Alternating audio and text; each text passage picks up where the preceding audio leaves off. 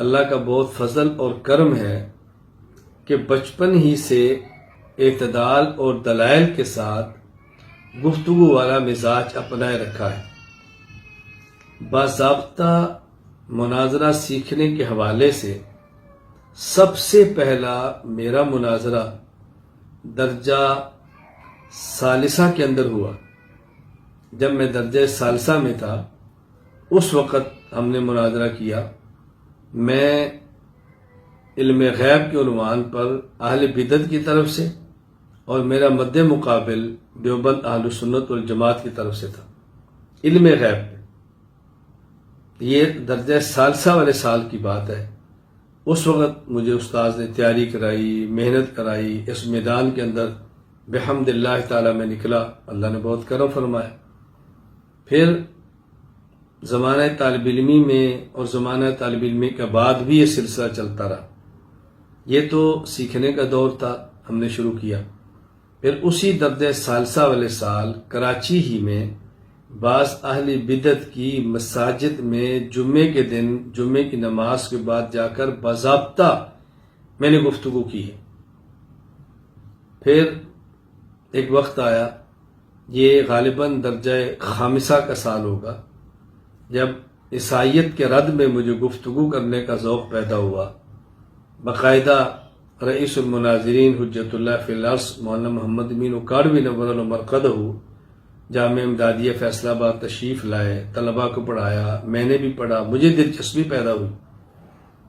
میں نے باقاعدہ پھر بائبل کو خریدا، نشانات لگائے۔ یعنی آپ اندازہ فرمائیں، مجھے اس وقت ایسا ایک عجیب جنون تھا کہ میں لاہور بعد چرچوں کے اندر گیا۔ گفتگو کرنے کی نوبت نہیں آئی، لیکن میں گھومتا رہا اس فن کی وجہ سے۔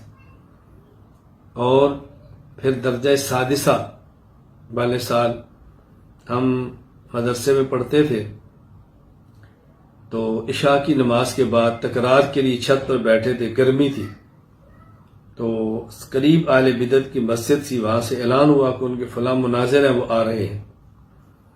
تو طلباء نے مجھے بھی کہا کیا خیال ہے، آج چلیں؟ میں نے کہا دیکھ لو، اگر آپ کہتے ہو تو چلتے ہیں، مدرسے کی طرف پابندی کا آپ کو پتہ ہی ہے۔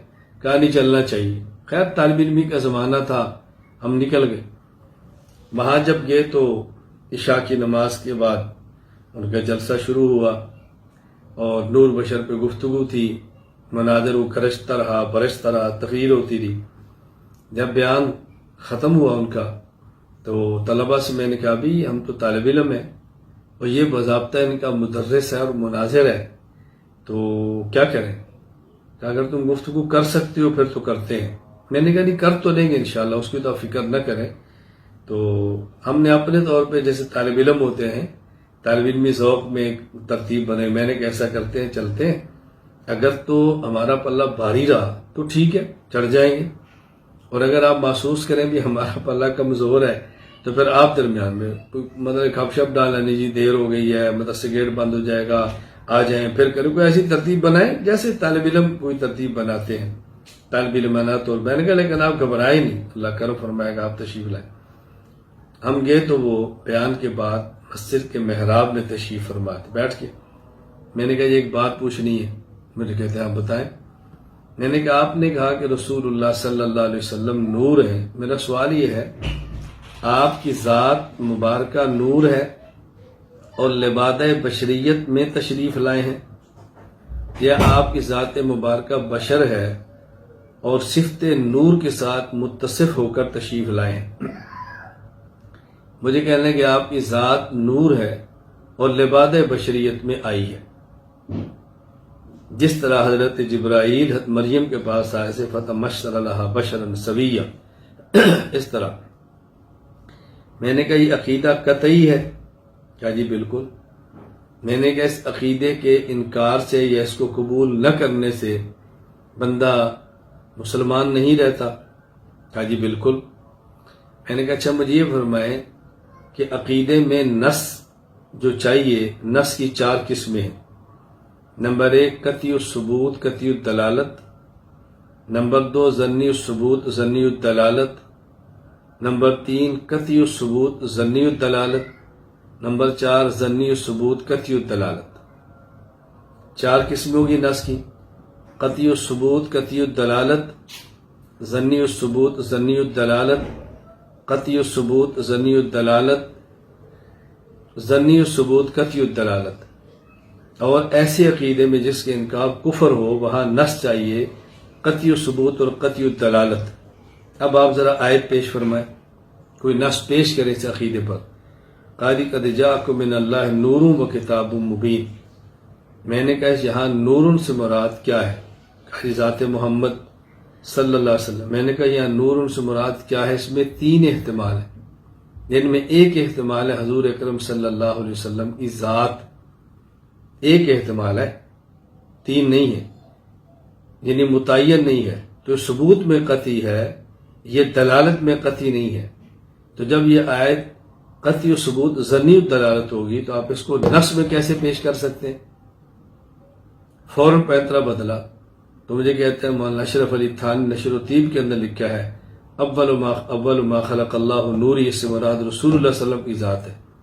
میں نے کہا آپ نے نشر و طیب کا متن دیکھا ہے، آپ نے نشر و طیب کا حاشیہ نہیں دیکھا کہ یہ نوری سے مراد جسم محمد ہے یا روح محمد ہے صلی اللہ علیہ وسلم۔ اتنی بات کہ کھڑے ہو گئے، مناظرہ کرنا ہے تو تاریخ طے کریں۔ میں نے کہا تاریخ کیا طے کرنی ہے؟ آگے ہم بسم اللہ پڑھے، بات شروع ہو گئی، کیا تاریخ طے کرنی ہے؟ پھر وہ جو میں نے اپنے ساتھ سے کہا تھا شاید وہ بھی سمجھا کے لایا ہوگا، اس کے ساتھ طالب علم تھے، نہیں طے کرو، مناظرہ ایسے نہیں ہوتا، تاریخ طے ہوتی ہے، یہ ہوتا ہے وہ، خیر بات آئے گی اور ختم ہو۔ اس طرح گفتگو ہماری کئی بار ہوئی ہے۔ ایک بار گفتگو ایک ایسے شخص سے ہوئی جو میں یہ تو نہیں کہہ سکتا رافضی تھا، پہلے اعتراض اس کا رافضیوں کا تھا۔ کہنے لگا یہ بتائیں کہ جب 2 شخصوں میں لڑائی ہوتی ہے تو ایک حق پر ہوتا ہے تو ایک باطل پر ہوتا ہے، یہ بات تو ہے نا؟ میں نے کہا ضروری نہیں ہے ایک حق پر ہو ایک باطل پر ہو۔ کہتا یہ کیسے ہو سکتا ہے کہ 2 شخصوں میں لڑائی ہو اور دونوں حق پر ہوں، باطل پر کوئی بھی نہ ہو؟ میں سمجھتا تھا کہ اس نے اگر میں کہہ دیتا ایک باطل پر ہے تو اس نے کہنا تھا علی اور میر معاویہ رضی اللہ عنہما میں سے حق پر کون ہے باطل پر کون ہے، میں سمجھ رہا تھا۔ میں نے کہا جب 2 شخصوں میں جھگڑا ہو تو ایک حق پر ایک باطل پر ہوتا ہے، یہ ضروری ہے؟ کہتا جی ہاں۔ میں نے کہا تو موسیٰ ہارون علیہ السلام دونوں نبی ہیں، دونوں کے درمیان اختلاف ہوا ہے، نوبت یہاں تک پہنچی کہ موسیٰ علیہ السلام نے حضرت ہارون علیہ السلام کی داڑھی مبارک اور سر مبارک کے بال پکڑ کر کھینچے، مجھے آپ بتائیں ان میں حق پر کون تھا باطل پر کون تھا؟ کہا یہ دونوں حق پر تھے۔ تو میں نے کہا جھگڑا کیسے ہوا؟ کہا یہ موسیٰ علیہ السلام پر وحی آئی، ان کو بتایا گیا، ان کو بات سمجھ آ گئی کہ حضرت ہارون نے جان بوجھ کر نہیں کیا، ان کی اجتہادی خطا تھی، یہ سمجھتے تھے کہ اس کا فائدہ ہوگا، تو بات ختم ہوگی۔ میں نے کہا اس سے پھر ہمارا موقف ثابت ہوا کہ پیغمبر پر وحی آتی ہے تو جھگڑا ختم ہو جاتا ہے، بعد والوں پر وحی نہیں آتی تو جھگڑا باقی رہتا ہے، اس میں اشکال کی بات کیا ہے؟ خاموش ہو گیا۔ اس طرح بحمد اللہ تعالیٰ بہت سارے حضرات سے گفتگو ہوتی رہی ہیں، لیکن میرے اللہ نے کرم فرمایا کہ بحمد اللہ تعالیٰ کبھی ناکامی اس طرح نہیں ہوئی۔